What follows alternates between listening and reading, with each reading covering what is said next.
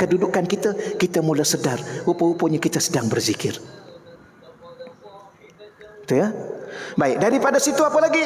Daripada situ wa min zikrin ma'a wujudi yaqazah. Dan daripada zikir yang mula sedar menuju kepada apa? Ila zikrin ma'a wujudi hudur, kepada zikir bermula dengan apa, dah mula datang dia punya perasaan dia hudur. Apa makna hudur? Iaitu dah mula hadir rasa ingat Allah. Ya, rasa ingat Allah. Akhir sekali bagaimana? Saya rasa tuan-tuan sekalian nanti lambat saya baca macam ni lambat. Sebenarnya yang ni tuan-tuan boleh baca sendiri. Sepatutnya saya cerita ringkas-ringkas. Dan akhir sekali daripada zikir yang maqam yang tersebut, kita dah mula rasa kehadiran ingatan hati kita kepada Allah. Kepada apa? Ila zikrin ma'a wujudi ghaibah amma siwal mazkur. Dan sampailah kepada satu tahap, kita nak kata apa ya? Diistilahkan menuju kepada zikir yang meniadakan segala sesuatu selain Allah. Baik, lihat sekejap begini. Muka surat 26 saya ringkaskan begini. Muka surat 26. Mula-mula dia zikir dengan lisan. Dalam keadaan hati dia lalai. Dia teruskan sampai kepada satu tahap Allah sendiri akan meletakkan maqam dia. Maknanya begini. Dia zikir dengan lisan, hati dia lalai. Sampai satu masa Allah angkat kedudukan dia. Kepada zikir, hati dia mula sedar dia berzikir. Daripada situ Allah angkat makam dia lagi. Daripada hati dia mula sedar, hati dia mula merasai Allah, ingatan dia kepada Allah, keagungan dia kepada Allah, kebesaran dia kepada Allah. Daripada situ Allah angkat lagi satu makam yang paling tinggi, sehingga lenyap segala perkataan-perkataan, sebutan-sebutan zikir itu, yang dia sudah merasai dia sedang bersama dengan Allah dalam bentuk rasa. Yang ini payah nak cerita. Sebab tu ulama kata man la yadri la yazuk. Minta maaf. Man la yazuk la yadri. Siapa yang tak pernah merasai dia tak faham. Cuma syekh saya dulu dia cerita macam ni, mudah begini. Kalau kita seorang lelaki atau seorang perempuan, kita contoh lelaki lah. Seorang lelaki nak berkahwin dengan seorang perempuan yang dia cintai, ya, dengan cinta yang tulus, cinta yang mendalam, cinta yang sanggup segala-galanya lautan api sanggup dia renangi. Okey ya? Maka di saat dia cintai seorang perempuan itu, cuma syekh saya sebut namanya Zainab. Minta maaf kalau perempuan dia ada nama Zainab ya. Bukan perempuan. Namanya Zainab. Lelaki ni di saat dia nak kahwin dengan Zainab, orang tanya dia, baru ni dengar cerita dah dekat nak kahwin, bertunang ya? Nama apa? Zainab. Dia cakap Zainab. Kemudian masa dia akad nikah, dia akan sebut Zainab. Betul ya? Kemudian apa lagi? Dia pergi mana-mana, dia tulis kad dia, isteri dia apa? Zainab. Bahkan dia pegang tasbih, dia zikir Zainab, Zainab, Zainab, Zainab, Zainab, Zainab, Zainab, dia zikir. Boleh ya? Analogi dia.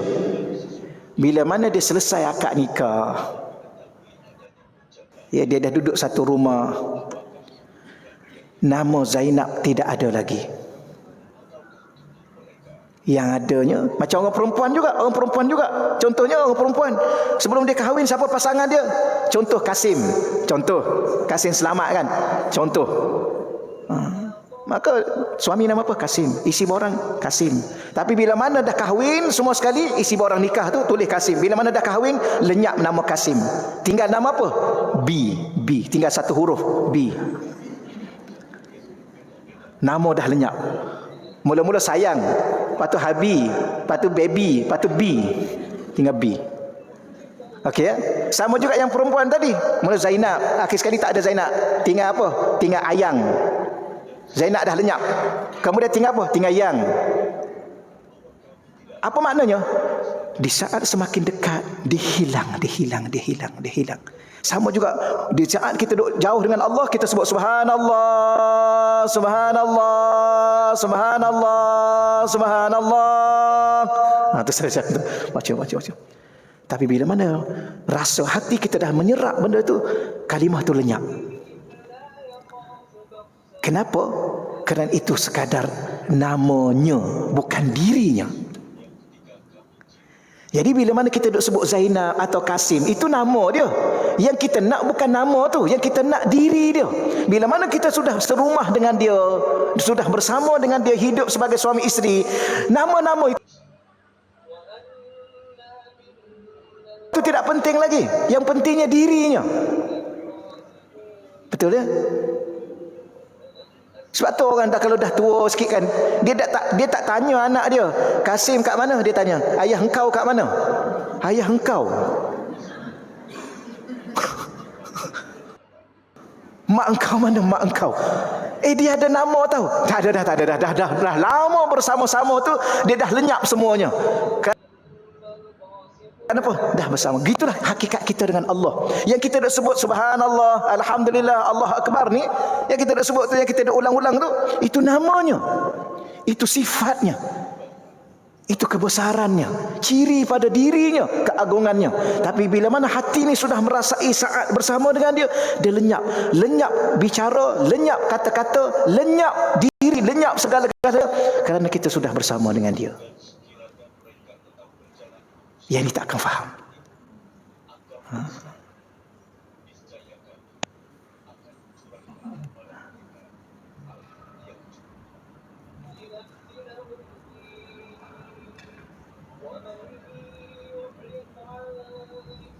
Macam sekarang ni kita diam kan?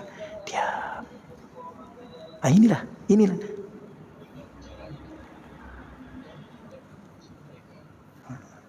Masa kita diam ni kan, diam. Ketika itu Allah makin dekat dengan kita, kita rasa makin dekat dengan Allah. Ketika itu kita rasa 1000 dan sejuta satu keindahan, kegembiraan, ketenangan. Macam tadi tenang.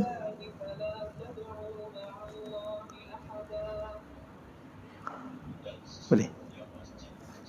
Allah. Tapi dia masalah dia ada satu masalah, bukan masalah, kita tak tahu apa. Bila mana dah sampai ke tahap itu, kita tak mampu lagi bicara, kita tak mampu lagi mengungkapkan zikir-zikir kita. Yang kita hanya mampu menangis. Kenapa menangis? Kerana roh tu dah selalu sangat, roh tu dia dah rasa rindu, rasa cinta sangat, akhir sekali dia hanya mampu menangis. Macam kita rindu pada seseorang kan, tak ada ungkapan yang mampu untuk kita ungkapkan sebuah kerinduan itu, kecuali air mata kita yang membicara. Bicara itu. Tu begitulah insya-Allah. Allah. Okey, boleh insya-Allah muka surat 27. Yang ni yang kita baca ni. Yang zikir ni. Tiada sesuatu yang lain yang tersingkap selain daripada Allah. Bila mana kita zikir, yang lain semua lenyap. Yang tersingkap dalam rasa hati kita, pandangan jiwa kita, Allah. Itu yang kita baca. Laisa laha min dunillahi kashifan. Laisa laha min dunillahi kashifan. Laisa laha min dunillahi kashifan. Laisa laha min dunillahi kashifan. Illa Allah al-malikul haqqul mubin Muhammadur Rasulullah sadiqul wa'dil amin la ilaha illallah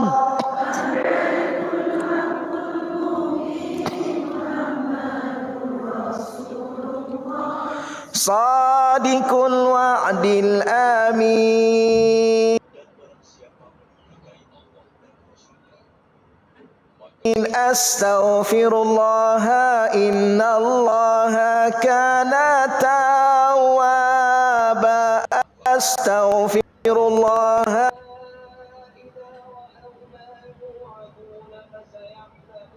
innallaha kana tawwaba